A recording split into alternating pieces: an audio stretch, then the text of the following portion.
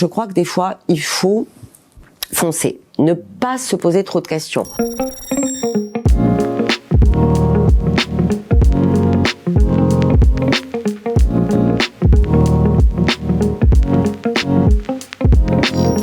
Emmanuelle, 51 ans, mariée, maman de 2 grands-enfants et entrepreneuse.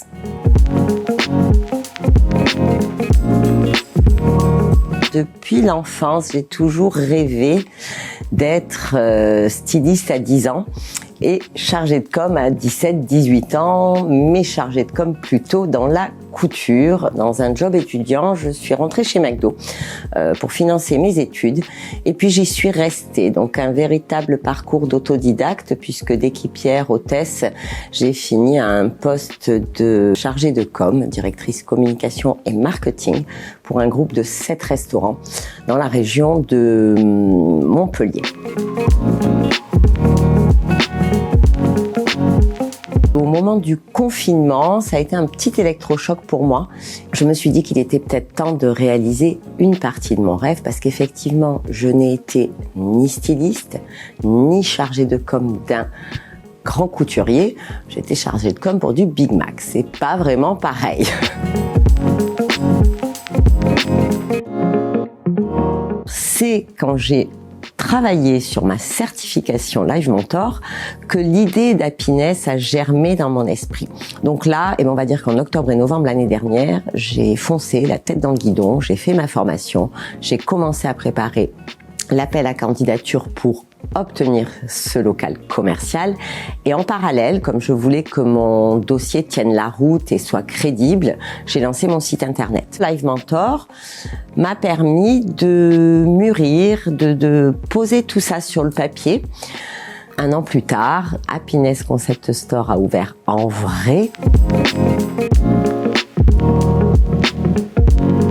Ma formation e-commerce m'a apporté beaucoup de choses. La première, c'est que j'étais un peu quand même dans la confusion parce que c'est pas facile de prendre la décision à un moment donné de se lancer et d'entreprendre. Donc finalement, cette formation m'a permis de structurer et d'inscrire, on va dire, mon projet, de le mûrir, de le faire aboutir grâce évidemment aux échanges en visio avec mon mentor. Ça m'a aussi permis de me rappeler tout ce que je savais faire, c'est-à-dire qu'il y a des moments de vie où quelquefois on a des doutes sur ses capacités, sur ses compétences. Et puis là, finalement, ça m'a rassurée. Nos échanges avec le mentor m'ont conforté dans mon savoir-faire. Et c'est comme ça qu'Happiness a vu le jour, parce que d'un simple magasin de prêt-à-porter, en faisant mon étude concurrentielle, je me suis rendu compte qu'il fallait monter un concept store. Donc c'est en échangeant avec le mentor que je me suis rendu compte que mon projet, il était là. Et c'est comme ça qu'il devait se faire.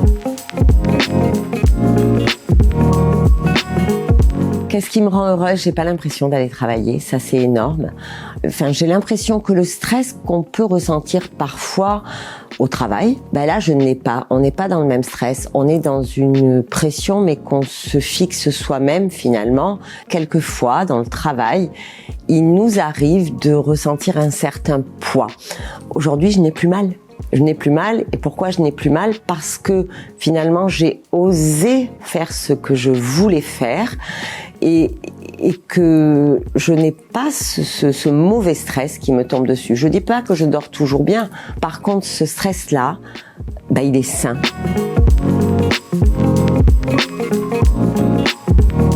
Ce que j'ai fait dont je suis le plus fière, évidemment, aujourd'hui, c'est mon petit concept store, Happiness, en plein cœur de ville à Lunel.